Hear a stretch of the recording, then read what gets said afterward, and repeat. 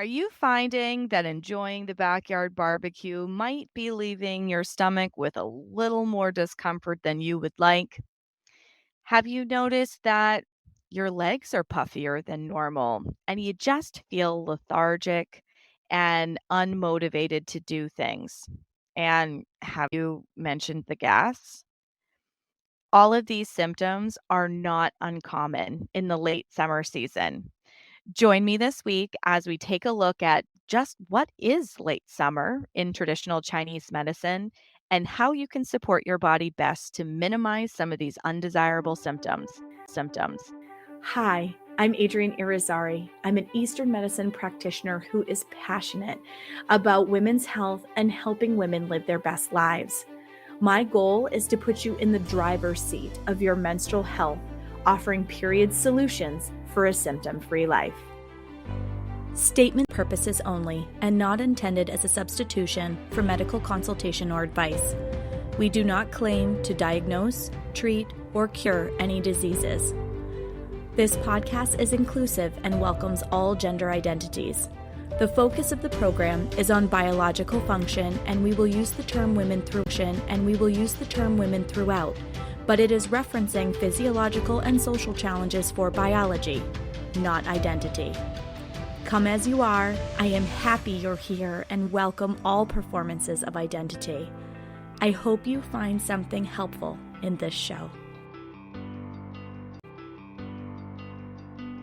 Welcome back to another episode of the Reproductive Rebel podcast. I love this topic and I like looking at the seasons and sharing with you the Chinese medicine perspective on the seasons because I think as I talk about it for how to care for yourself all year long, but I think that you will start to see like, oh yeah, I've noticed that pattern does creep up for me. So here is another episode where we are looking specifically at the seasons according to traditional Chinese medicine. Now, when we t- when we talk about seasons in a Western sense, we have four seasons: winter, spring, summer, and fall. From an East Asian perspective or Eastern perspective, summer is actually divided into two seasons: summer and late summer. So this is kind of like at least here in the Northeast, we have this stretch of time that we refer to as quote unquote Indian summer. Usually that's like at the end of the summer season, there's this like increase in temperature. And a lot of times if it's been a rainy year, it gets drier during that time frame. And about so, late summer, according to traditional Chinese medicine, is a transition time when we move from the expansive growth that we get in spring and summer. So, think about spring is all about blossoming, that bursting forth energy. And then the summer is all about those blossoms turning into fruit and becoming fruitful. And it's the peak of yang energy during the summer. So late summer is that transition between the more yang energy as we take those steps towards the more yin energy of the fall and winter. So, to support your health in this season, it's going to help you more gracefully transition into fall with fewer illnesses. And I will do another episode about fall specifically, but fall we tend to be more susceptible to respiratory related challenges. So, if we support ourselves really well during this late summer season, it's a more illness prone season, a lot stronger.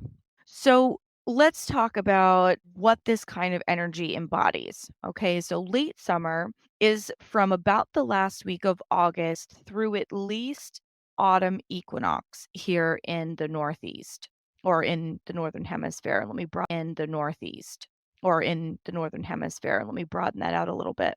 This is a time that the last burst of nature's energy is helping to ripen food before the harvest. It can be very hot and in some places very humid before we make this transition to cooler, crisper mornings, are kind of the hallmark of the fall season. So, all this talk about preparing for harvest, it shouldn't be a surprise that late summer correlates with the earth element in the traditional Chinese medicine system. The earth elements are the spleen and stomach organs and meridians in the body. Now think about it. If we don't fuel or feed ourselves well, nothing else fruits. So it's again, like I just think it's so cool that what is happening in nature outside of our window is actually intricately connected with the environment inside of our body. So when we are out of balance during this time frame, we see issues with our muscles. The worry emotion can get a little out of control. That doesn't have to necessarily be connected with your period. It could be. But you may notice that you're more pensive, you're worrying a little bit more. And unfortunately, there's an increase in dampness and humidity during this time frame. And these external elements can amplify the way that the internal world is expressing itself. When we're in balance, empathy and nurturing are totally in the flow. Picture I get in my brain when I'm explaining this to people as it's like that mother nature kind of energy. Mothers are nurturing, so there's this empathic, nurturing kind of quality that really steps forward in a beautiful way when things are imbalanced during this time frame. So how can we seek to create balance in ourselves during this final burst of yang energy?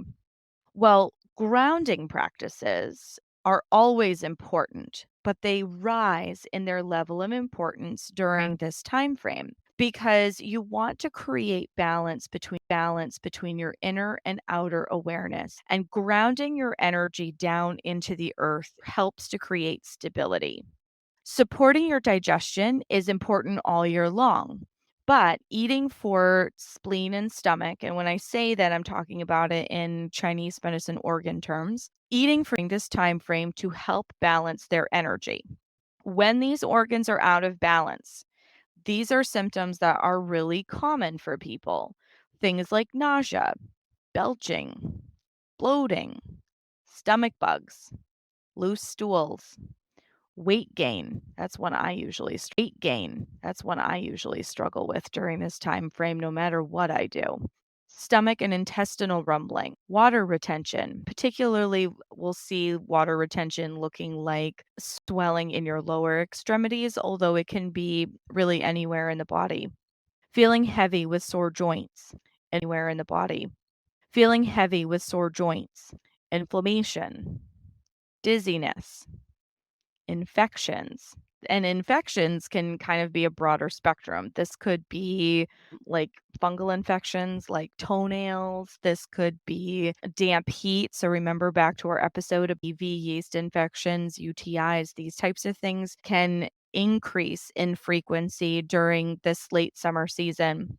Because, when we were talking in that episode, and if you haven't had a chance to listen to it, I would go back and check it out. But we were talking about the fact that your conditions outside your body can amplify the conditions inside your body. Late summer, I feel like takes that to a whole new level. And anyone who's having any issues with their digestion during the rest of the year, like once we hit this period of time, they just feel really gross. They see an increase in infection, low energy. They tend to feel very overwhelmed and worry a lot.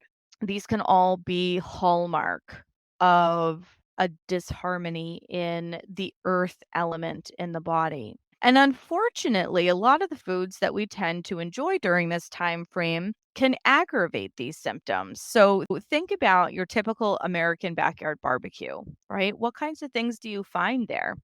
Sugar and sweets, dairy, refined and processed grains, flours, and starches. Too many raw foods, fruits or veggies, because it takes a lot of stomach chi or energy stomach to break these things down.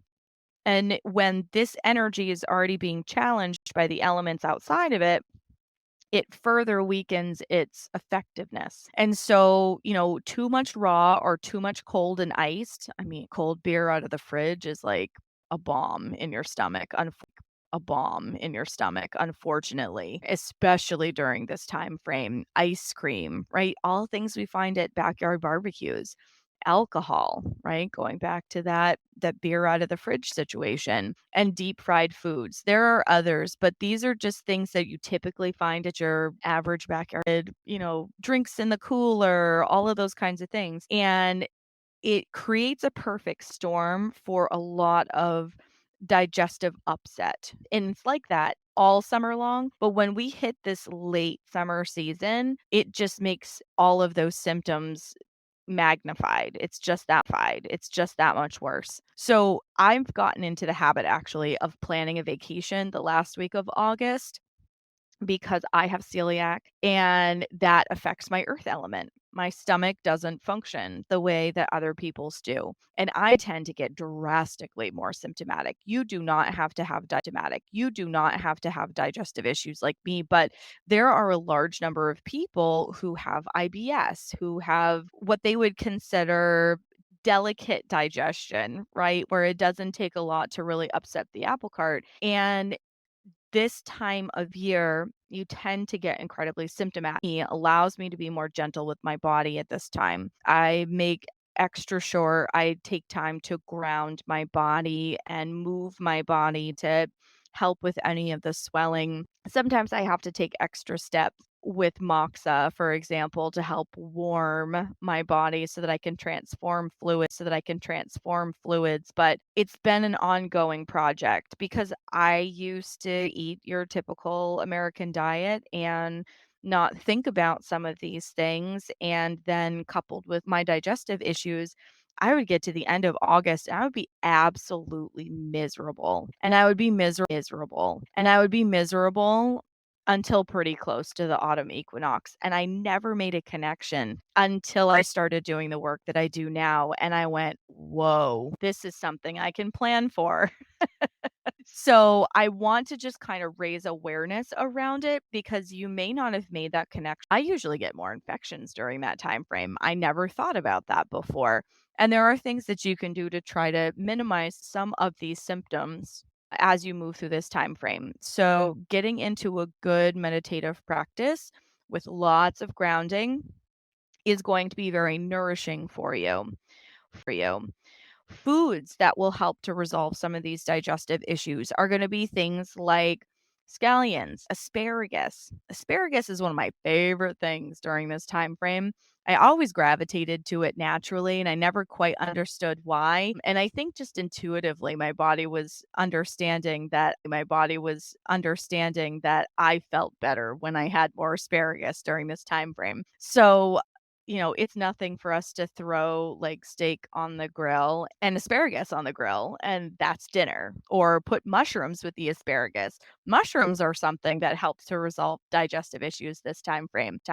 And I just automatically did these things because, oh, well, they taste really good to me right now, but there actually ended up being therapeutic benefit behind it once I started doing the work that I do now and I started understanding that. Celery, potato, mustard or dandelion greens, squashes, those are all things that are soup.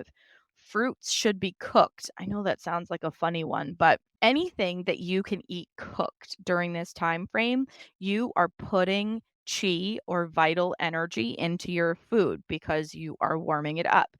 If you put energy into your food, it takes less of your body generating the energy to break it down. So the more gentle you are on your stomach during this time frame, the easier you're going to skate through this window of time and you're going to walk into the fall being stronger. Herbs like basil, dill, oregano, sage, cilantro, parsley, fennel, right? If you think about it, there's a reason for that. So if you pull in nuts, seeds, and beans like adzuki beans, mung beans, those are one of my favorites. I love mung beans. They're so great for dampness. They're really gentle on the stomach and they have this very fresh taste about them. Sprout them first. Little thought to put out there if you're going to have mung beans, but you can saute them in a pan. You can eat them raw. They're pretty delicate on your digestion, so they're okay to eat raw. Just make sure they're sprouted. Pumpkin seeds are really great. You do want animal proteins. I know this is not super popular topic for my meat freers who are listening, but yogurt, fish, chicken and beef that are all organic and grass fed are really awesome for you.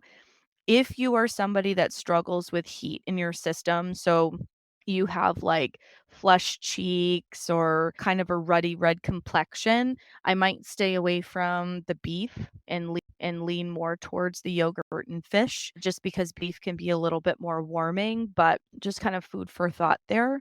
Soaking your grains prior to cooking, and teas like green tea and chrysanthemum tea. But if you have an allergy to ragweed, chrysanthemum is in a related family, so stick to ragweed. But those are all things that help to take some of this dampness that affects our digestion out of the system. So, okay, let's simplify this a little bit. I like to tell my clients that they should look for yellow and orange foods during this time frame. I know some of the things that I just mentioned are not those colors, but if you want to keep it super simple, orange and yellow foods are a nice, easy way to remember what you're looking for as you're getting used to looking for certain types of foods on this list. Just like the golden rays of late summer sunshine, you are looking for foods that are the same color family. Okay. When we look at different foods that support through the whole year, you have the budding on the trees and that bursting forth of the little buds in the spring, and those are green, right? Things start to turn green. The food of the spring is green. Okay. In the summertime, it's red, the season of the heart, season of the heart. If you think about our typical depiction of the heart, they're red. Okay. Those foods that are red support the heart. Well, here we are in late summer. The golden rays of the sun in the late summer are the kinds of foods that you're looking for. Apricots, anything where the flesh of the fruit, because I get asked about plums a lot. Anything where the flesh of the fruit is yellow or orange, you're good to be supporting your spleen and stomach energy. So, when your spleen and stomach are out of balance, you can see some cycle related challenges. So, people who are experiencing mid cycle spotting or early starts or prolonged spotting after periods with dampness and spleen qi deficiency, these are contributing factors to those symptoms, and they're being amplified by the disharmony between the spleen and the stomach. So it's just like a married couple in a household, right? When both partners are on the same page, communication is flawless, everything's in balance, things are great. When miscommunications happen, there's a little bit of bickering that goes on, and until that can be resolved, there's a wobble, right, between the stability and the two partners. Same thing happens here. So spleen and stomach are partners in their relationship in the body.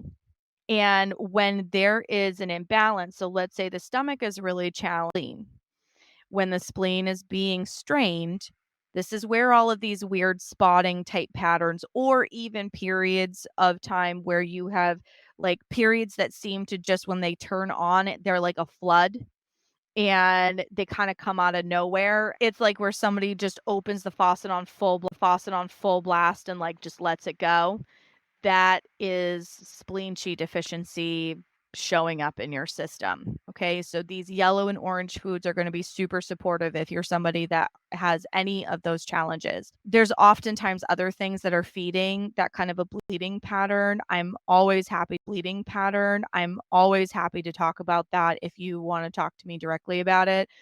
But just so that you know that supporting yourself during this season is going to help the way that some of those symptoms show up, and pulling in your orange and yellow foods at minimum is going to make a big your digestion and your worry and overwhelm, so that we can just enjoy soaking up the last rays of the summer season before we turn our attention to autumn in the coming weeks. Thank you for joining me for another episode of Reproductive Rebel. Reproductive Rebel is recorded by certified peri-steam hydrotherapist, herbalist, sound healer, and Chinese nutritional therapist Adrienne Irizarry of Moon Essence LLC. If you are interested in setting up an appointment with Adrienne for one-on-one support, ordering from our store, or checking out our course offerings, visit our website at moonessence.life. Be sure to subscribe to our newsletter to get insider information on upcoming events and offerings. Join the conversation. Like us and follow Moon Essence Me on Instagram, Facebook, Twitter, or LinkedIn. Your voice. Thank you all for your continued support.